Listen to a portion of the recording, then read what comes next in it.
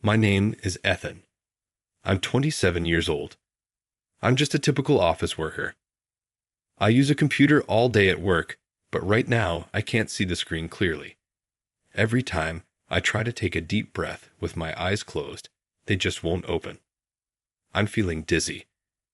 I've been struggling to get through my work, relying on caffeine from coffee to push through the day. Finally, it's the end of the workday. As everyone else is calling it a day, I lean both elbows on my desk, rest my forehead on them, and close my eyes, thinking, finally, time to go home. Hey, are you okay? You've been looking a bit off lately, like you're not feeling well. My boss, Robert, talks to me with a concerned voice from behind. No, I'm just sleep-deprived, sorry. I'll be more careful. Seeing Robert look worried, I decide to tell him the truth.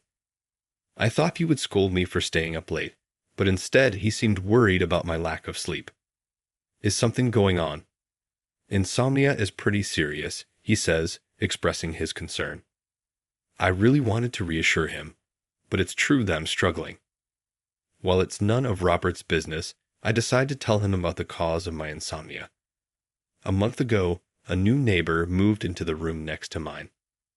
My apartment is a rundown corner unit on the first floor, and the room next to mine had been vacant for a while. A student-looking guy moved in during the moving season, and he's been making noise every night, bringing friends over. He seems to be a night owl, making noise, shouting, and occasionally causing the wall to shake. Additionally, it seems someone new moved into the room above mine as well, who runs the washing machine at night and stomps around loudly. I used to hear the sounds of the neighbors' doors opening and closing, but I didn't realize how thin the walls were. Due to these disturbances, I've been waking up several times during the night and suffering from sleep deprivation. I don't want to have issues with my neighbors, but it's been unbearable. So I reported the situation to the landlord. Despite my report, the situation didn't improve. I talked to the landlord again, but he just said that he'd left a note for them and didn't seem like he could do anything more. I guess I have to put up with it as the rent is cheap, but it's really tough. I told Robert after hearing all this. He said, I see. That's quite a predicament. Lack of sleep can ruin your health. I understand your situation now. But don't hesitate to take a day off if you're not feeling well, okay? I felt grateful for his kindness and hoped that things would be better. However, even after another 2 weeks, the noise problem continued. I used to live in a shared house near my university when I was a student, so I thought I had a certain level of tolerance for noise. But this noise is too much for me. At the shared house, we had strict rules, and if someone broke them, they would be warned and eventually kicked out by the owner if they didn't change their behavior. As it's a convenient location for commuting and the rent is low rent, I chose this rundown apartment. But now I think the shared house was a much better choice. I don't want to underperform at work, so another day passed with me fighting sleep deprivation with the help of caffeine. As Robert was passing by, he talked to me. You still look pale. Don't push yourself too hard. I want to talk to you later, okay? And patted my shoulder. At the end of the day, Robert came to me and asked, can we talk in the meeting room? I thought I was going to be reprimanded for looking so rundown, but the words that came out of Robert's mouth took me by surprise. Ethan, you must be having a hard time. Why don't you come stay at my place? From the look on his face, it seemed like he wasn't joking. Apparently, he'd have been worried about me and had discussed it with his wife. It turned out that his wife also was concerned for my health, suggesting that I should stay at their place to prevent me from collapsing. You're still living in that apartment you rented when you got your first paycheck, aren't you? You should be able to afford a better place by now. Have you considered moving?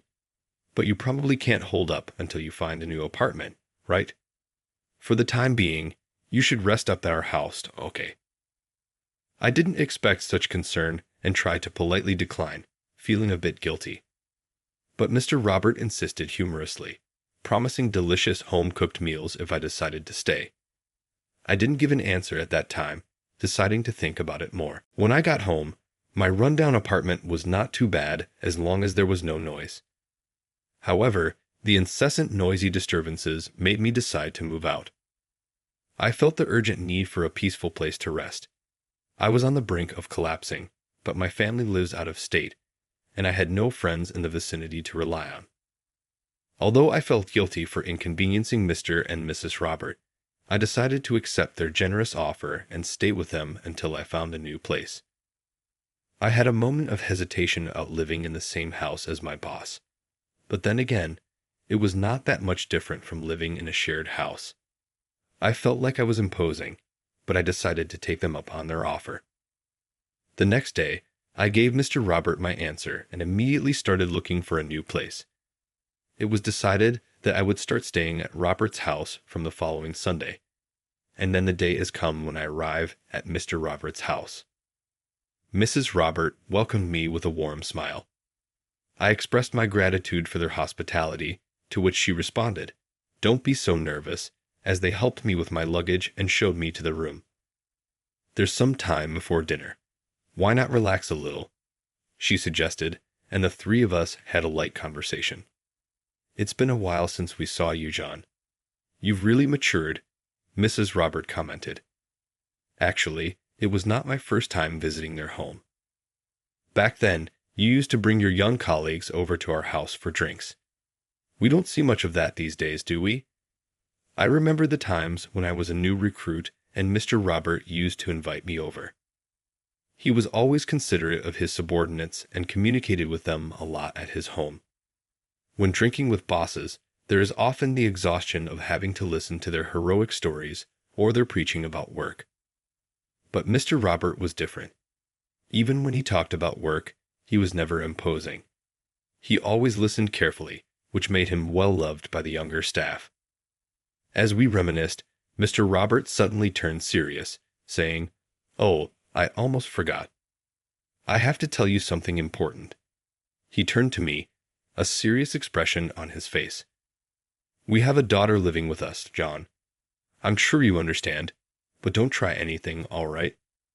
His tone changed drastically as he stared intently at me. Mrs. Robert couldn't help but laugh at his stern demeanor.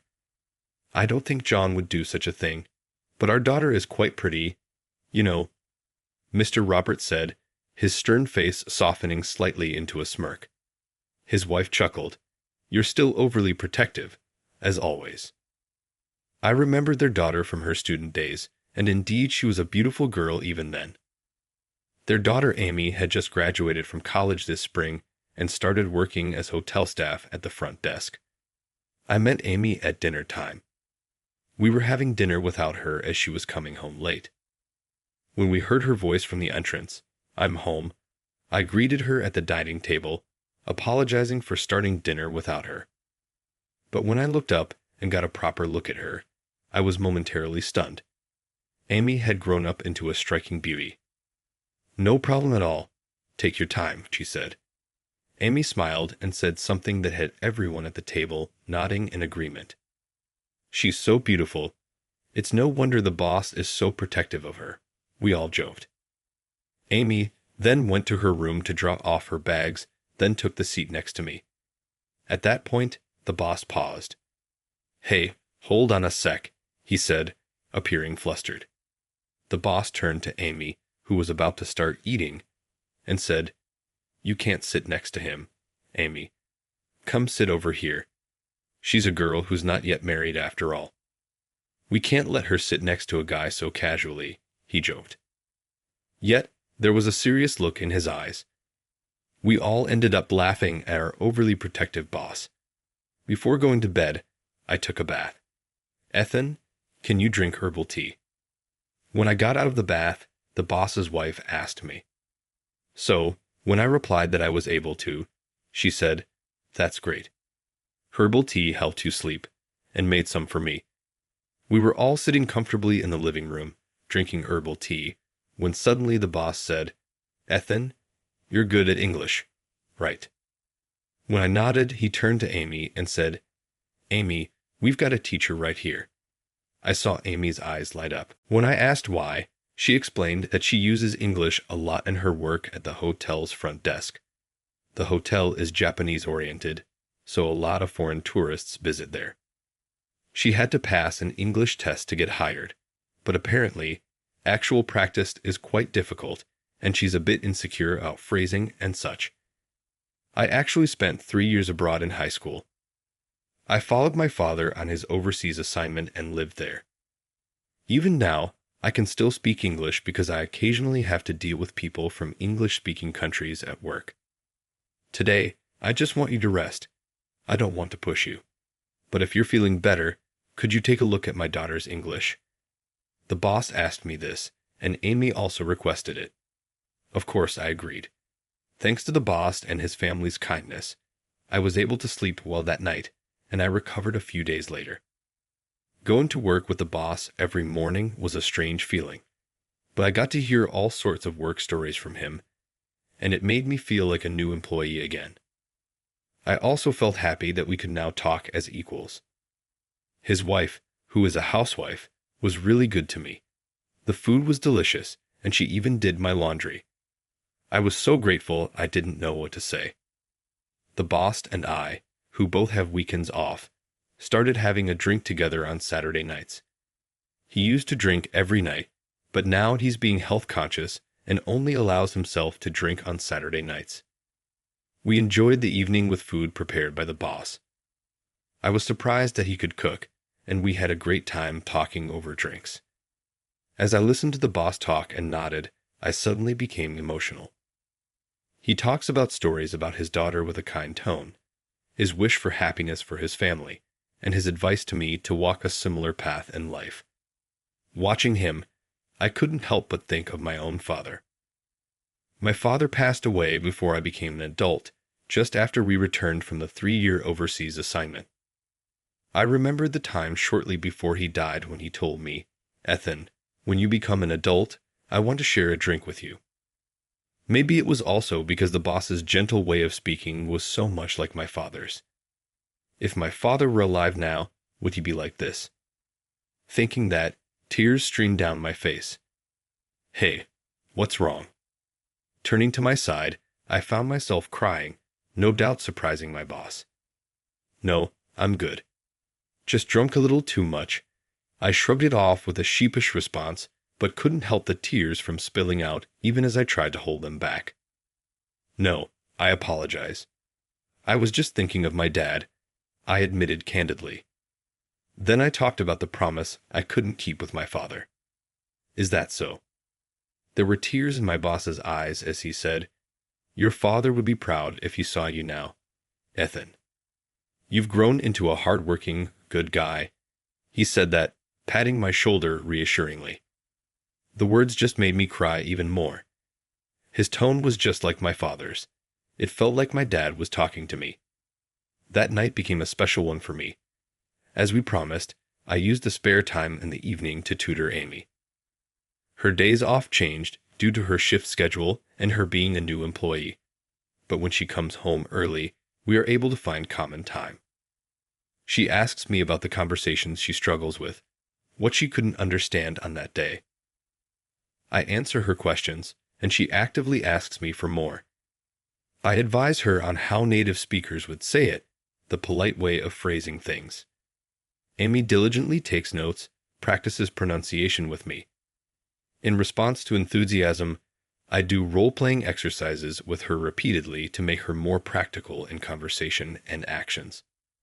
Initially, I was nervous around Amy, but recently we've been able to chat casually. We've started trying to make these small talks in English, making it a bit of a game, and we've become somewhat friendly. Before I knew it, it's almost a month since I moved into my boss's place. Although I've been constantly looking for a new place, the good ones seem to fill up before I can even go see them. Maybe it's the season. I've been looking around without sticking to a single real estate agency, but whether it's bad luck or my searching method, I start to feel anxious. I can't keep relying on my boss indefinitely. I thought at that time, speaking of which, Ethan, no, it's okay. Yeah, my boss nervously started to speak. Ethan, You haven't moved out of your old apartment yet, have you? I was surprised, feeling as if he'd read my mind.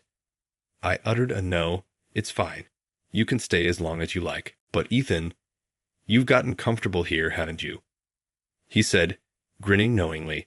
But it was true. Even though it was at odds with my anxious feelings, I'm sorry. Honestly, I'm very comfortable here, I said, and my boss laughed heartily. Although I had a lot of trouble finding a place, I ended up finding one that was far better than what I originally aimed for. Thankfully, it was okay to move in as soon as possible. Once I secured my new place, I notified the landlord of my current apartment about my departure. Because the move was so sudden, I ended up having to pay for 2 places for a month. But I couldn't continue to rely on my boss for another month, accepting it as unavoidable. I quickly started to prepare for the move. Moreover, my boss said he would help move things if I didn't have too much luggage. I ended up relying on him until the day of the move. On the day I left my boss's house, I made sure to thank his wife sincerely. I had stayed at their place for about a month, being cared for in every way. In gratitude, I prepared something to serve as a sort of rent payment, but both the boss and his wife refused, saying it wasn't necessary. You tutored our daughter, so we're even, they said. After some time passed living in my new apartment, while I enjoyed the comfortable life, I also felt nostalgic for the time spent at my boss's place. I had been thinking of visiting them again. Excuse me, boss. I'd really like to express my gratitude properly. May I come over next Saturday? I asked nervously. He replied, No need for thanks, but we can drink together again. My daughter is off next Saturday, so it's perfect timing. Although he seemed happy, I was a bit nervous. On Saturday evening, as I rang the doorbell at the boss's house, he greeted me cheerfully. Tonight, my wife and Amy prepared a feast because they knew you were coming. Come on in. Both his wife and Amy greeted me with smiles. First things first, Ethan, let's have a beer and toast. As my boss went to pour the beer, I stopped him. Wait, boss. I have something to say before that. In my words, his wife and Amy moved closer. Seeing this, the boss looked surprised, but his wife settled him down, saying, Just let him speak. Then I stepped back and spoke out. Boss, I have been dating your daughter, and I wanted to formally let you know. With that, I bowed deeply. When I lifted my face, the boss seemed frozen, deep in thought. After a while, he finally asked, What do you mean by that? Then Amy came next to me and said to her father, I fell in love with him. His wife added, Ethan is a wonderful person, isn't he? She and Amy giggled. Seeing this, the boss was flustered. You knew about this. His wife and Amy exchanged glances and started laughing. I didn't know anything about this, Ethan. What is this all about? The boss tried to regain some fatherly dignity, but his wife chuckled. Aren't you actually pleased? Exposed by his wife, the boss was flustered and said, Don't say things like that. She continued, You said it would be nice to have a son like Ethan. Drinking alone after he left. That was when my wife blurted it out, and I was taken aback, saying, Don't mention that. I can't help it. If it's Ethan? No, seriously, you guys. I grumbled, our team leader with a mix of joy and disbelief. I handed him the gift I bought. There was his favorite brand of liquor inside. Seeing this, he chuckled, Nice choice. All right, you're forgiven. Let's have a celebratory drink to your relationship with my daughter, Amy. He had given us his blessing. We shared drinks and stories. Oh, I might be a bit tipsy, he admitted, a perpetual smile on his face. From the way he was talking, it seemed he was quite drunk. Listen, Ethan, if you don't make my daughter happy, you won't get off easily. But I'm glad the first guy she brought home is you, Ethan. I'm glad it wasn't some weirdo. Please take good care of my daughter. It felt as if I was announcing our marriage, even though I had only intended to announce our relationship. But it did become reality. 3 years since then, the team lead is now my father-in-law. Rather, he has become more a father to me. I used to say, I wish I had a son like Ethan. And now it's really happened. Ethan, let's keep this going. It's our usual Saturday now. We enjoy drinks together with Amy and my mother-in-law. How was that? Subscribing to the channel gives us encouragement to produce more. See you in the next video. Alright, everyone's presentations are done. Nick, the manager, said as he tried to move the discussion forward. Excuse me, I haven't. I recently found out something. Nick interrupted me and began to speak. There's apparently someone in this department who didn't graduate high school and is just a part-timer. Meetings should be for employees only. Absolutely right. His lackey, Mike, of course, agreed with Nick. I'm leaving. After leaving the meeting room, I started to shut down my computer. I noticed that an email had arrived, not in my personal inbox, but in the company's shared email. Thinking, there's no point in speaking up, no one will listen, I went home quietly. The next day, I heard a commotion from Nick's desk. He was staring at his computer screen, his face pale. Nick? Is something wrong?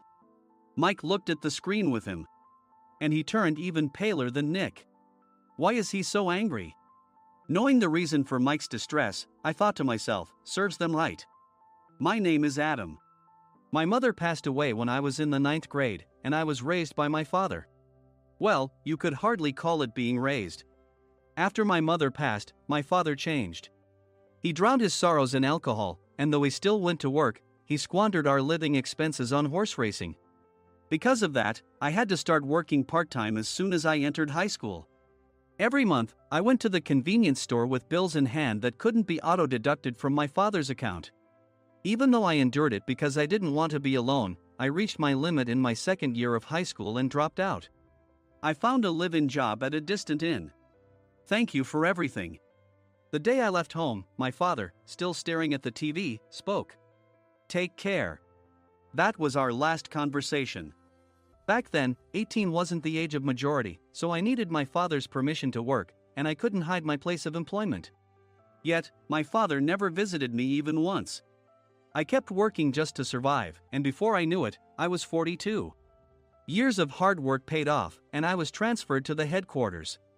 I was thrilled to be recognized by the company, as I thought I'd be working in the field until retirement due to my lack of formal education. Listen up. Our work can change the future of our employees. Don't drag us down. On my first day after the transfer, Nick, dressed in an expensive suit, spoke sternly. There was a reason for this. Our inn was located in a prominent tourist destination, known so well that everyone in the state could sing its commercial jingle. At its peak, we had 5 locations within the state. But that was long ago. Due to financial difficulties and aging facilities, only the place where I had worked for many years and the original establishment remained. I was prepared to lose my job anytime, but now there was a glimmer of hope. With the rise of social media, the tourist area where the inn was located started gaining attention again. Depending on how hard the sales department, where I was transferred, worked, we could either thrive or be forced to give up this prime location to the new hotel chains continuously popping up. For Nick, who had switched careers from another industry to strengthen our sales, this was a battle he couldn't afford to lose. I understood why he had to be strict. I will do my best. Nick sneered at my enthusiastic declaration. Did you not hear what I said? I'm sorry. I thought I was listening carefully. Out of habit from years of customer service, I apologized reflexively, though I had no idea what had offended him. Someone was watching me with a smirk. In this department, there are those who are expected to excel and those who have been shoved here because they have nowhere else to go. You are the latter. It was Mike, the section chief. He's 7 years younger, at 35.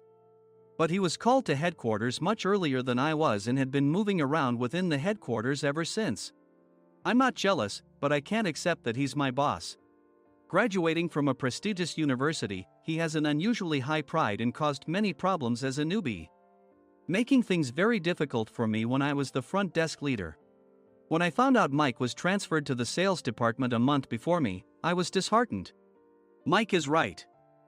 With just a middle school diploma, there's not much you can do. Don't even think about achieving results. As if I didn't exist, Nick remarked, I'm thirsty. Mike eagerly ran to the coffee maker. It seems Mike is Nick's lackey. I regretted being happy about my transfer to headquarters, wishing I had stayed on site forever. Send a direct mail to every company on this list by the end of the day. Nick only assigned me tasks that even a new graduate could handle. What? There are over 1,000 companies. You want me to send to all of them by today? Yes, if you and your fellow misfits split the work, even those with nowhere else to go should finish by today. I glanced at the employees typing away expressionlessly. They were worn out from customer service, only thinking about leaving on time, or were women reassigned after having children. With zero motivation for work. Even Sam, a new graduate from the same university as Mike, who was supposed to be among the expected achievers, had no enthusiasm for the job. Having joined the company wanting to do customer service. I don't care what they say, I plan to quit anytime, he said. Only Nick and Mike were highly motivated, making all the decisions between the two of them. I originally only wanted to work at the inn to survive and had no particular attachment to this job. I swallowed my words, thinking I had no right to reprimand them. About a month after the transfer, Nick told us with a frustrated look. To commemorate the 50th anniversary, we've decided to create a plan exclusive for one group per day. Originally, Mike and I were supposed to come up with it, but our president, Mr. Thompson, insists on hearing everyone's opinions. So, you all get a chance. As Nick explained, Mike began handing out prints. Make sure not to embarrass Nick. If your ideas are half-baked, you'll have to redo them. It seemed that they had printed his handwritten notes by Mr. Thompson, which included several questions and a section for free responses. It made sense why Nick had to seek our input, given that all responses had to be submitted to Mr. Thompson. We were given a week to think about it, and a meeting was scheduled to compile our ideas. My plan is to let guests enjoy both the old and modern America. Nick began the presentations. Guests would watch a master confectioner at a nearby traditional sweet shop make sweets in front of them. The welcome drink would be premium tea in a bottle. Nick's plan was certainly attractive. After his presentation, Nick called on us to present in the order we were seated. Just as I stood up for my turn. All right, everyone's presentations are done. Excuse me, I haven't. I recently found out something. Nick interrupted me. There's someone in this department who didn't graduate high school and is just a part-timer. He was likely talking about me. I joined the company as a part-timer and was made a full-time employee when I turned 20. That was 20 years ago, so Nick and Mike probably had no chance to know until recently. Meetings should be for employees only. Absolutely right. After that, Nick kept creating opportunities to solicit everyone's opinions, purposefully excluding me from speaking. The meeting unexpectedly heated up and went past the scheduled end time. A few people asked to leave, and the discussion continued with the remaining few. Still here? Normally, you'd leave in that situation. Though I had no attachment to the job initially, hearing kind words from customers made me want to make them happier. For someone like me, with nowhere to go, the inn was my home and customer service was my life. I felt pathetic about my current self. I'm leaving. I left the conference room and started shutting down my computer. I noticed an email had arrived, not in my personal inbox, but in the company's shared email. Thinking no one would listen to what I had to say anyway, I quietly went home. The next day, while preparing the DM as instructed, I heard a commotion from Nick's desk. In his haste to stand up, he hit his knee on the desk. He stared at his computer screen, his face pale. Nick! What's wrong? Mike, thinking he should be the first to rush over, approached Nick while still wearing his coat. He peered at the screen with Nick. And he turned even paler than Nick. Why is he so angry? Who is responsible for this company? Nick, more irritated than ever, asked, and Mike answered without checking. Probably Sam. Sam wasn't there because he was attending a morning training session for new hires. Nick gave up on getting angry and returned his gaze to the screen. They were looking at an email that arrived right after the end of the working day yesterday. Apparently, no one, including me, had checked it before leaving. The email was from a large company that used us for their annual employee trips. The president and executives of that company also frequently used our services personally. President of the company, Mr. Mason himself, had declared that neither he nor his company would ever use our services again. Well, some companies cancel their employee trips or stop using our services due to financial struggles. Let's just move on. Mike kept wiping the sweat from his forehead with a handkerchief. Knowing why Mike was so agitated, I quietly watched their interaction. Do you know how much revenue we get from that company? We can find other guests to fill the rooms, but we'll lose the banquet costs, gift shop revenue, rental car fees, and more. Moreover, the gifts were supposed to be prepared by the traditional confectionery shop involved in Nick's proposed plan. If it's known that we incurred such a huge loss at this critical time, Nick's position in the company would be jeopardized. Nick took a deep breath, seemingly trying to calm himself. All right, Mike. Go to New York right now and apologize to Mr. Mason. What? You're coming with me, right? I have urgent work to do. I trust you, which is why I'm entrusting this to you. Please. Mike, believing Nick's sincerity, agreed with a determined look on his face, saying, yes. That's Nick for you. Even if Mike went to apologize, Nick would shift all the blame onto him if the client didn't change their mind. Well, it was Mike's fault to begin with, so it served him right. About 3 hours later, Sam answered a call from somewhere and repeatedly apologized, saying, I'm very sorry. Everyone watched to see what was happening. After ending the call, he informed Nick with a weary tone. When Mike arrived at the client's company, he only made things worse, further infuriating Mr. Mason. He was demanding, get his boss here immediately. It was no wonder Sam was exhausted, dealing with such a call right after returning from training. What is that idiot doing? All right, Adam, you're coming with me. If sacrificing Mike didn't work, then I must be next. Normally, I'd want to refuse at all costs, but I saw an opportunity in this situation. If I can be of assistance, I'd be happy to join you. I obediently followed Nick, and we flew to New York. When we introduced ourselves at the reception, it became clear how serious the situation was, as the receptionist personally escorted us to the president's office. Angry voices leaked through the door, making both Nick and me uneasy. Excuse me. I'm Nick, the supervisor. I understand my subordinate has caused you trouble, and I deeply apologize. Nick, with his experience in the corporate world, knew enough to offer an apology before excuses. However, his customer service skills left much to be desired. I sighed as I saw Mike trembling like a small dog in the corner of the room. What kind of training are you giving your subordinates? Mr. Mason glared at Nick with a red face. The intensity of his gaze made even Nick take a step back. Regrettably, I joined this company only 2 years ago and was unaware of Mike's issues. I should have identified his shortcomings sooner. Indeed. I should have realized sooner. No sensible person would come to apologize and then give a lengthy presentation on the drawbacks of not using their in. Nick froze, his mouth slightly open. Suspecting the worst, I picked up the documents that had fallen to the floor. It seemed Mike hastily prepared these documents on the plane, listing the disadvantages. Disadvantage 1: if you change the venue for the company trip, employees might suspect it's for cost-cutting reasons, leading to a negative impression. Reading it aloud half-jokingly, Nick snatched the papers from my hand and checked the contents with a furious expression.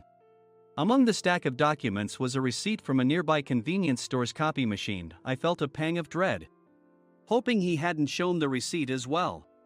What do you think he said when I asked what kind of nerve he had to do this? I'm very sorry. Faced with the dire situation, Nick must have thought there was nothing left to do but apologize. In a voice smaller than I'd ever heard from him, he uttered words of apology. He said, I'm a Harvard graduate. I don't believe I said anything wrong. Mike, what have you done? Forgetting his plan to pin the blame on Mike, Nick yelled loudly, even in front of Mr. Mason. I didn't do anything wrong. You're still saying that? Look at him. Mike pointed at me with a shaking hand. I was assigned to headquarters in my 20s and now I'm a section chief. This guy only made it to headquarters at 42. Everything I've done proves I was right. So why are we losing the contract? Having said his piece, Mike collapsed to the floor. Of course. You were sent there because you had nowhere else to go. Mike never expected to hear such words from someone he looked down upon. He lunged at me, and Nick hurriedly stepped in to stop him. Mr. Thompson told me Mike is a quick thinker, and to take good care of him. There's no way he was pushed aside. Don't make things worse here. He didn't say quick thinker, he said only quick-witted, didn't he? I don't remember that part. I recalled the many troubles Mike caused when he was a newbie. When Mike was on the front line, his pride was so high that he never apologized to customers. Customer service, especially in our job, doesn't work alone. It brings both good and bad situations. If the front staff or housekeepers made mistakes, or the cleaning company didn't properly clean a room, one had to apologize to the customers regardless of personal fault. Mike, in such situations, would never apologize, insisting he wasn't at fault. This often angered customers, and as the front desk leader, I frequently had to apologize on his behalf. He caused complaints and disrupted operations, which is why he was quickly moved to headquarters. In departments where he didn't interact directly with customers, his quick thinking was beneficial and things went well. But it seemed his flaws were starting to show. Corporate reservations are supposed to be entered into the system by the sales representative. But a quick check yesterday revealed that more than 10 items were missing from the client's reservation. The handover document clearly stated what needed to be prepared. Why didn't you enter it into the system? Why do we have to give them special treatment? Filling rooms near the banquet hall, setting up all the food in advance. Specifying the brand of wine, they're too demanding. No wonder he always angered customers, I thought, feeling a headache coming on. Grouping them in rooms near the banquet hall is for our benefit too. It makes it easier for the staff to set up beds and serve breakfast since everyone's schedule is synchronized. As for the other requests, Mr. Mason suggested them to lighten our load. I didn't know that. Nick finally seemed to realize that Mike was the one who had angered the client. What did you say to them? I just told them we wouldn't give them special treatment anymore. We shouldn't waste effort on things that don't bring in money. I was utterly exasperated at his lack of understanding of customer service. Of course, we shouldn't comply with unreasonable demands. But carrying over successful practices from past stays makes customers feel remembered and enhances their experience. Good memories encourage repeat visits. That's part of our job. I looked down at Mike, who was sitting on the floor. In our job, nothing is a waste. Mr. Thompson likely moved you to the sales department, hoping you'd finally understand this. How do you think he feels now that you've failed to meet his expectations? Mike, tears in his eyes, fled the president's office. I was amazed he still hadn't apologized. You have it tough, Adam. It's okay, we're all employees of the same company. I deeply apologize for this disrespectful incident. Especially after all the care you've shown us. If it weren't for you, Adam, I really would have stopped staying here. When I heard you were moving to the sales department, I was willing to reconsider if you handled it. Seeing us talk so amicably, Nick's face contorted. Do you two know each other? Adam's service is excellent. I always requested him specifically. Normally, we don't accept specific staff requests, but we made an exception for Mr. Mason, adjusting my shifts accordingly. He had personally stayed at our hotel just before my transfer, and during casual conversation, I mentioned, I'm moving to the sales department soon. If I hadn't told him then, things could have been much worse. Please continue to take care of us. I look forward to it. On the return flight, Nick awkwardly offered me a can of beer. It's still working hours. Of course, I had no intention of forgiving him for a single beer.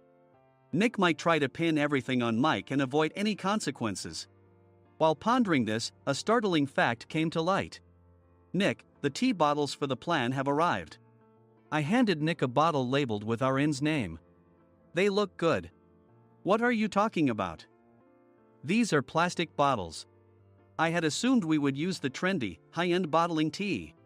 But what arrived were ordinary plastic bottles of tea with customized labels. The only unique aspect was the label, which had the inn's name, making it look customized. Upon further investigation, I discovered that a substantial amount of money was set to be paid to the tea company. It was priced like bottling tea. Does this plastic bottle really cost $100 each? The tea inside is specially blended for us. The extra cost is for that. Wouldn't it be better to use another tea company? Or is there a specific reason we must use this one? As Nick continued to make excuses, I showed him a printed email. I informed the tea company's president, Mr. Mitchell, that we discovered irregular payments and he confessed. He said you two were high school classmates and planned to split the extra money. That idiot. Why did he confess? That's not important. You should worry about yourself, this could turn into a police matter. Opening the bottle cap, I suggested. How about calming down with this tea? It supposedly has a relaxing effect. Nick drank the tea frantically. In the following days, decisions were made about their fates. Mike was reassigned to the General Affairs Department, with no chance of transfer or promotion, as per Mr. Thompson's orders. As for Nick, since the payment to the tea company hadn't yet been made, he narrowly avoided legal trouble. Instead, he was encouraged to leave the company, and to avoid further complications, Nick submitted his resignation. Rumor has it that connections between HR departments have made it difficult for him to find new employment. Even though it was good to have those two gone, something unexpected happened in the sales department. Everyone became motivated and united in refining the 50th anniversary plan. In the end, my plan was adopted.